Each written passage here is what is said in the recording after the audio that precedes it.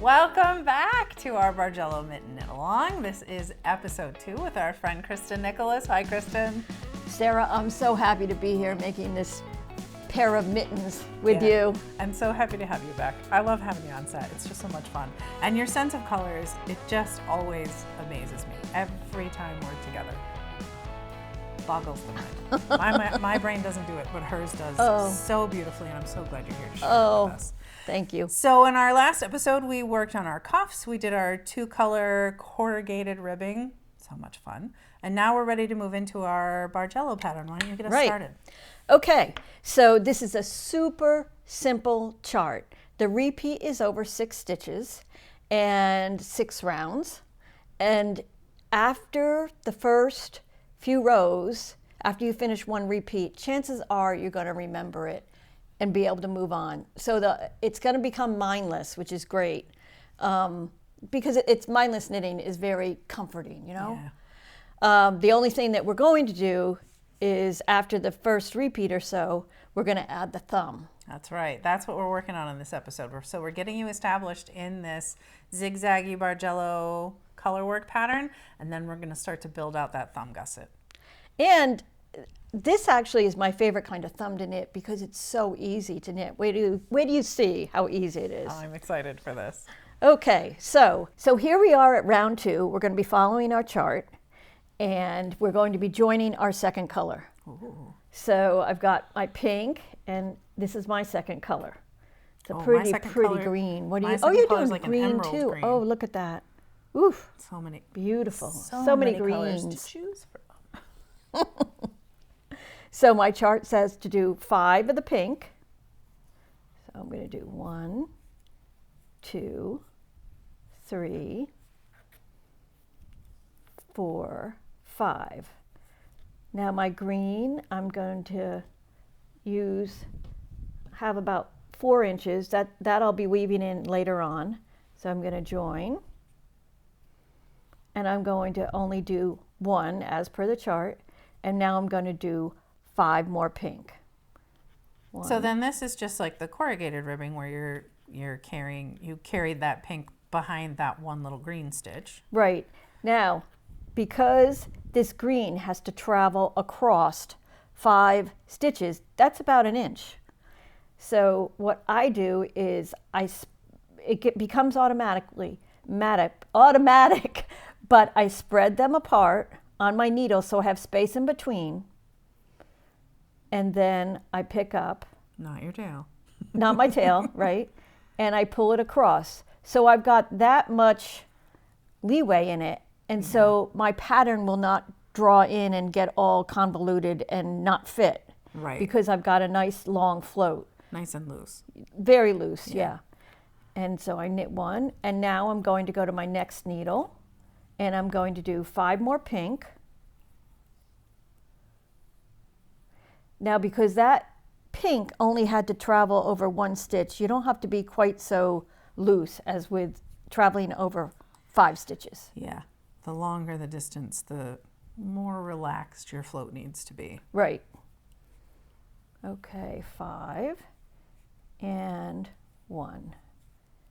Now 1, 2, 3, 4, 5, and stretch and pull it across. 1. I only have a few more stitches, and then round 3. Round 3, right. See, it really does go fairly quick. It does. You can really get going fast once you feel comfortable with the fair isle, the 2 strands, working them at the same time. So this kind of knitting where you follow a chart is called different things. Right. It's called Fair Isle knitting, and that comes from the Fair Isles off the coast of Scotland. Yep. It's called stranded knitting.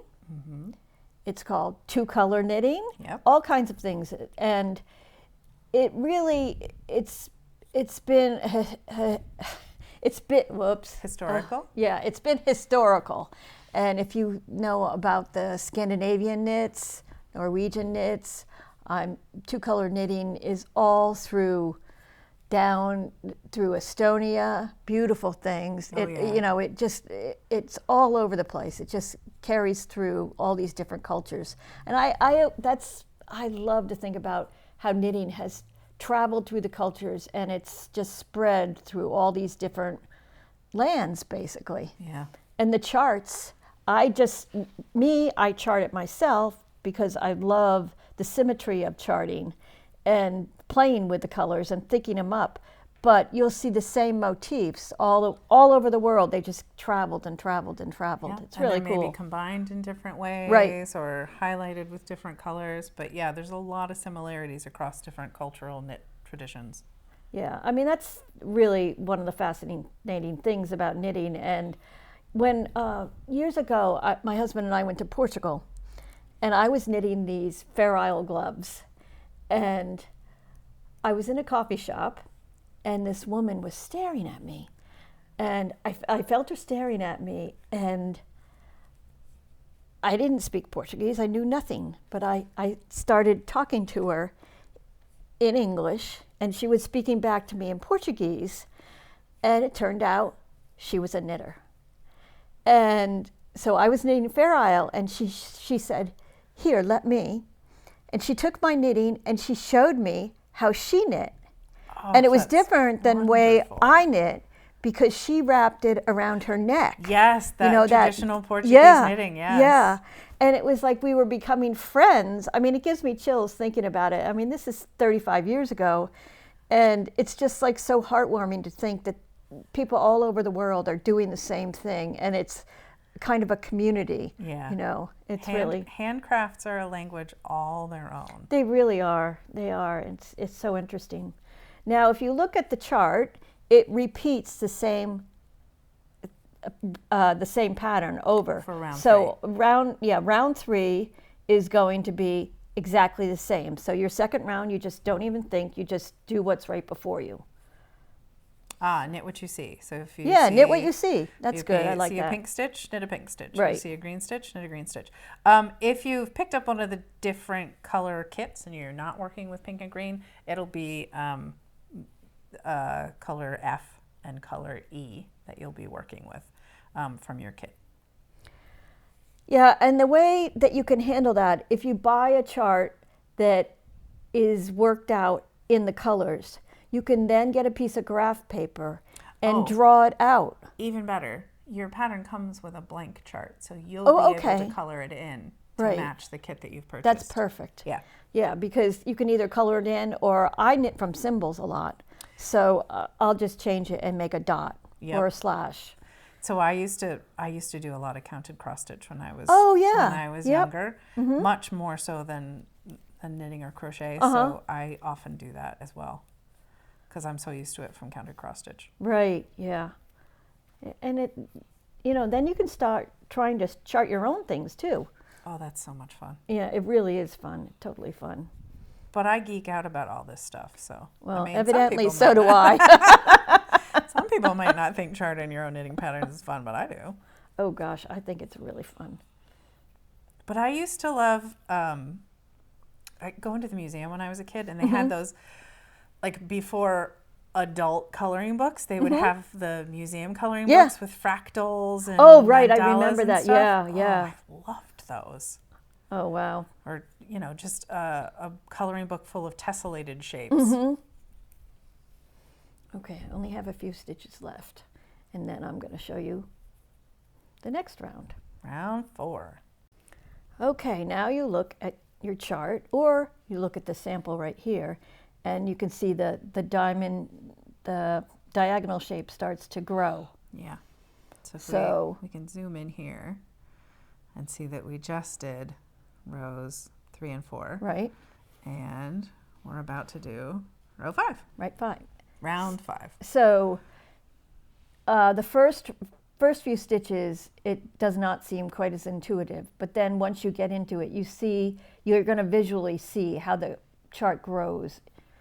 The chart grows visually on the pattern, on the fabric. Okay, so I've got to do 1 green, and then I'm going to do 3 pink. whoop, whoop, dropped a stitch. 2, That's 3. another nice thing about this yarn. It's so sticky, prickly, that it'll hold on to itself. If you drop a stitch, it's not going to run away from you. You should be able to pick it up pretty easy. Right. Okay, so I've done 3, and I'm just going to stretch it a little bit and do 3 pink, and I'm at the end of my needles. I've only got 2 stitches, so I'm going to do 2, and then the rest of this sort of pattern as it's growing is going to be on my next needle. Yep. So just follow the chart, get it in your head, and you start thinking 3 green, 3 pink, 3 green, 3 pink. You get it, you start having a little song in your head. Yeah, and the nice thing is that when you encounter a new color order, it's going to repeat in the next round. So every 2 rounds are always the same. Which isn't always the case on Colorwork patterns. That's why this Colorwork pattern is pretty darn easy. Yeah. It's only going to change 3 times on you. Right. Okay. So we're going to keep working through the chart until we get to, what is it, round 10, I think? 9? Round 9, where the orange comes in. Yeah.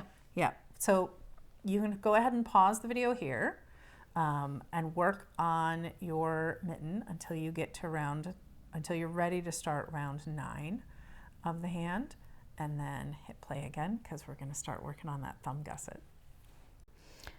Okay, so I have now moved on to my 3rd color in the pattern, which is this orangey kind of color. Right, that's round 9. So Okay. now we're ready to start round 10. Right. So following the chart, it's actually an exact repeat of round 9. Round 10 is the same as round 9. Easy pattern. Okay, so, and we are now going to establish the thumb increases. I'm so excited for this part. Very exciting, yes. Building very a thumb gusset. Yep. It sounds so hard, doesn't it? It does, but It's so just- easy. You're It's just so adding easy. extra fabric, Right. and keeping it sort of in pattern so that you can make room for this funky digit that we have hanging off the side of our hands. That's for sure. Okay, so my pattern, I'm going to work. It's basically the thumb goes halfway around the work. So I'm going to knit halfway across, which for my pattern, it's going to be 16 stitches. Right, because you're working on the size that has 36. Right. And so I'm going to go do that now. I'm going to work in my pattern. Okay. I'm working on the larger size, so I have 48 stitches. So Okay. I'm going to go 24. 3. As long as I don't drop a stitch.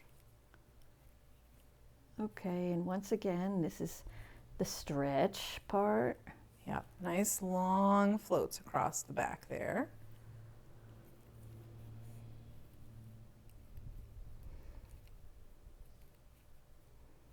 Okay, so I had 12 stitches on my needle, so I know I finished 12, and I'm looking for going across 16 stitches. You're going to do whatever your pattern says.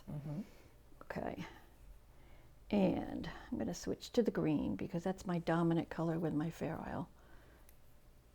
Okay, Oh, almost dropped another one.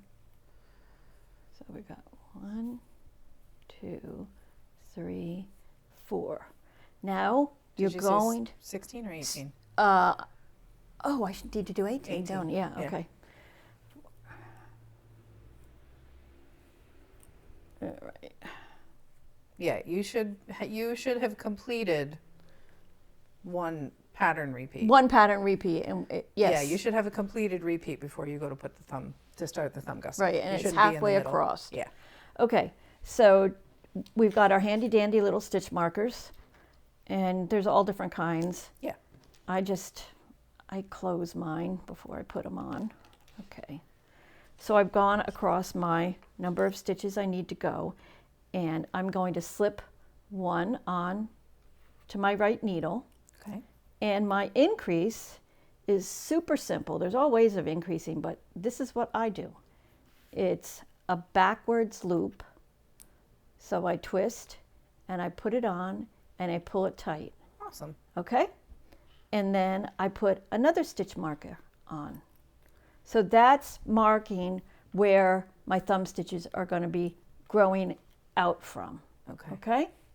And now I'm going to knit around just as the pattern was established. And then I'll show you what happens next.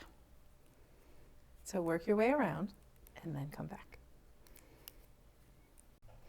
Okay, so now we're starting row 11 and we're going to start increasing out for our thumb gusset. Okay. Okay? So we're going to keep up with the changing Of the- Bargello chart at Right. the same time. right. And it sounds confusing, but just think about you have to do two separate things, but it's really not that hard. Right, that's what those stitch markers are for, to help Right. keep you on track. Yeah. And the Bargello pattern will feel a little bit familiar now because you've already gone through one full repeat. Right. We're just starting the second full repeat of that Colorwork chart. And then when we get to where those stitch markers are, we're going to do a little increasing fun. Okay.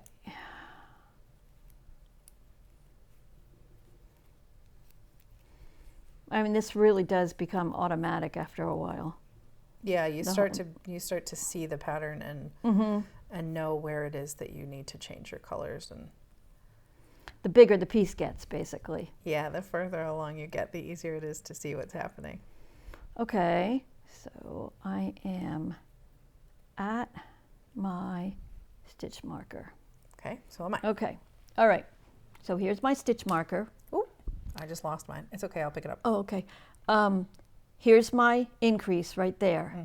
So I'm going to slip my stitch marker, and now I've got to increase. Now I can choose to increase in the either one of these colors, and I'm going to do an increase. I'm going to work the center stitch, and then I'm going to do another increase. Okay. So that's 2 stitches increased, one on either side of that center stitch, and that's going to make the thumb gusset grow out.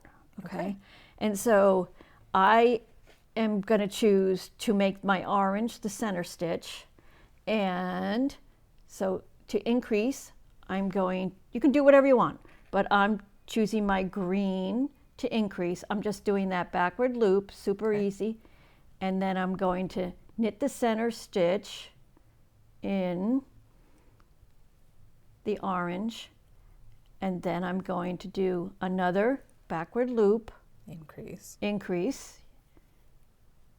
and I'm going to slip my stitch marker, and now I've got 3 stitches Between your between the stitch markers. Oops, and I dropped the stitch marker. Just slip that right back on.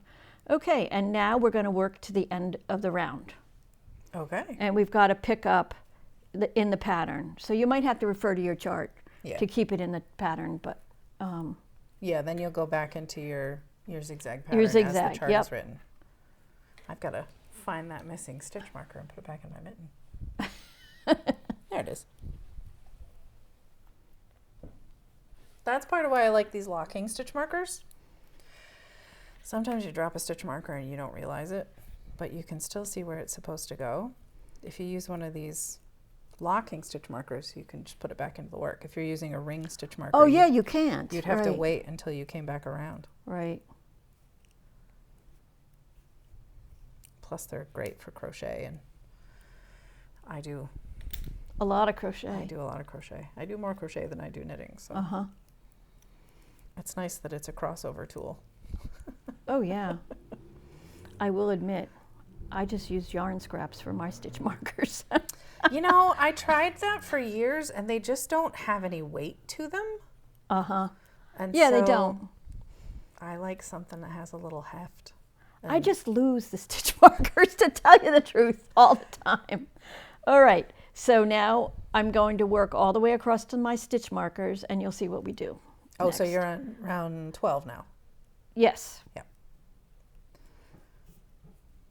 And because we had the transition of the color on the last round, it's just a repeat in the repeat of the color rate, the color progression. Oh, the chart, that's right. Yeah.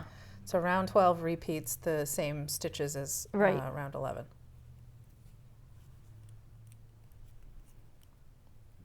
That's one thing nice about this pattern. Yeah.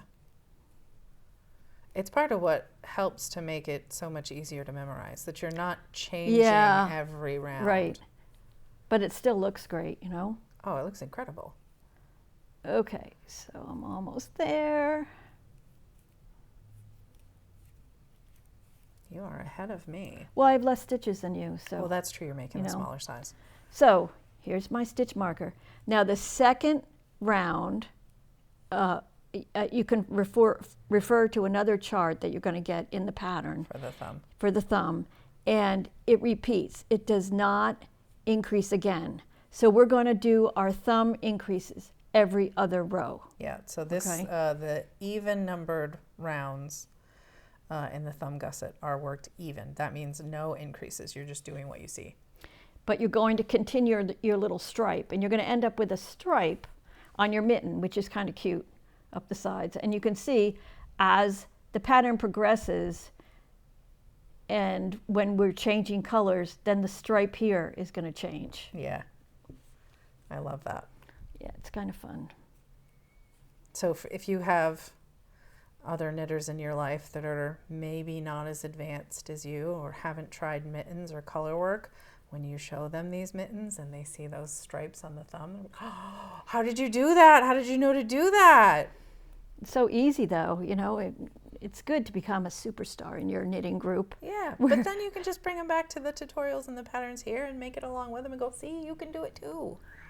Yeah, this is easy. It's always like with anything, the first time you make something, it's hard. Yes. And then you're like, why was I so befuddled by it all?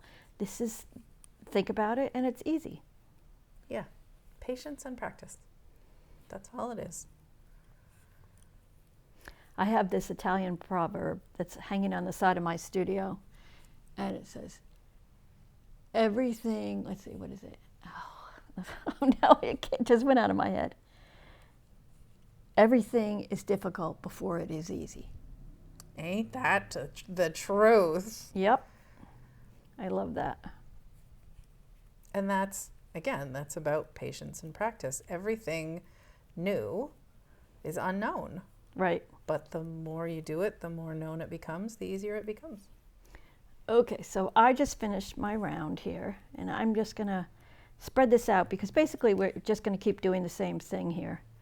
So as you can see, there's my thumb gusset, there's my increase, and my stripe is starting. Yeah. Okay, so just keep working and building this thumb gusset, follow and until you get to the number of stitches. Your increases, your pattern's going to tell you how far to go. It's going to tell you increase until there are so many stitches before the marker. Between the two markers? Between the two markers. Yeah. And that's when you stop. And we're going to show you in the next part what we do. So keep working to that point until you have the right number of stitches between your stitch markers, alternating that increase row and then that work even row, and then meet us back here for the next step. Okay, so now we've gone a little bit farther in our pattern, right? I've added my dark turquoise here. Ooh. And as you can see, I kept doing the increases, so we've got our thumb. So it's a striped thumb gusset. So you can see this row here was in these two colors, and then I kept this orange color all the way up, so I've got orange stripes. And then when the color changes again, because in the pattern you're going to have to increase more than I did, it would go to the yellow. So you're going to have more stitches than I do here because you're going to do what the pattern tells you to do for the thumb stitches. And this is the point that we're going to be at. We're going to put these stitches on a holder, and then we're going to go back later and knit the thumb. Okay. So let me show you how we do it. You're going to keep going, following your chart. Okay, so let me work around till I get to the thumb stitches. Okay, I'm at that same place, I will wait for you. Wait, Sarah's ahead of me. Oh my goodness, but it is not a race. First time all project. Okay, 1, 2, 3, 4, 5. You we want to continue with that stretching thing for the tension. Yeah, nice long floats. Nice long floats. Okay, going to my next needle. And here I am coming towards the thumb stitches. So close. So close. I actually really like this part of a mitten. Yeah. It's fun. Yeah, it is fun. I keep saying that, but like every part of a mitten is fun for me. It is, and it's so, I know it doesn't seem quick, but they are quick to do. It's a very quick and satisfying project. Yeah, in the general scheme of projects. Yes. Okay, here is my holder. So these stitches have to go and be held to be picked up later. So I'm going to drop my holder, and I'm just taking a tapestry needle with a scrap of thread, and I'm going to slip all these stitches to a holder. So all the stitches between the stitch markers get slipped onto some kind of holder.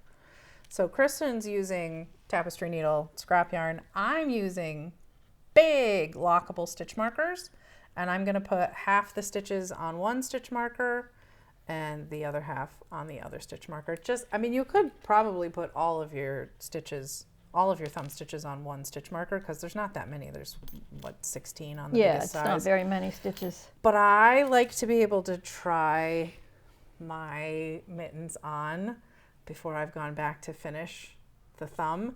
And if all of those stitches are on one stitch marker, you can't get your thumb through. So if it's on two, you can get your thumb through the hole. Yeah. So this is what mine looks like.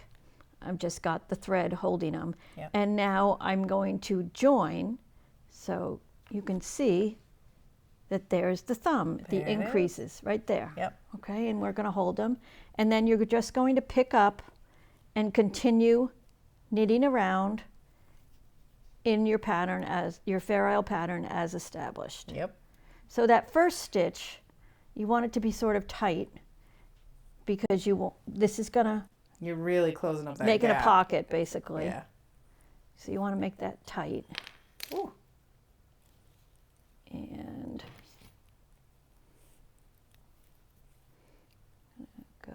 keep going around.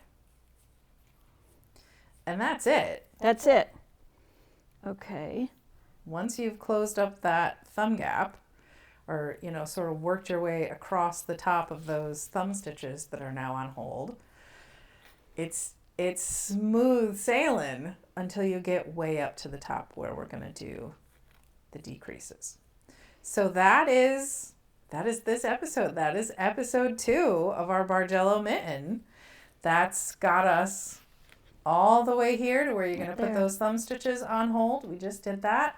And then you hop right back into your pattern and keep on going until we get up to where we're going to do the decreases. And that's when you come back and join us for episode 3, where we'll finish that finger cap. We'll go back and finish up the thumb and talk about the final extra little steps to have a wearable pair of mittens. Keep working, and we will see you in the next episode. Happy knitting! Happy knitting!